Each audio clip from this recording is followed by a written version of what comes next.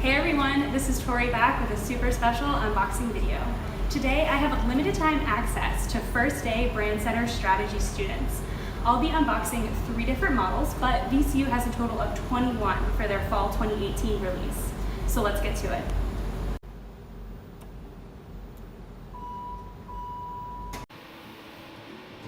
Our first model is the Madison.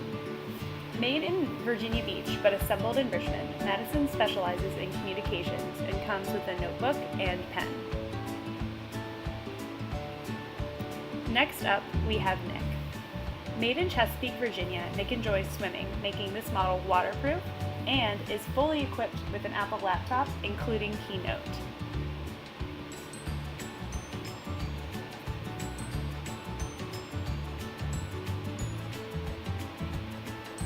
Last but not least, we have Emily.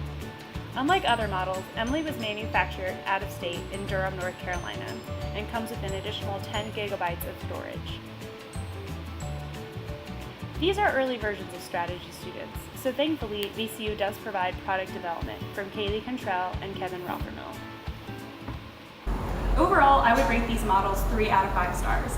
They have a lot of potential, but still have a lot of room to grow and improve. They seem to be both excited and anxious.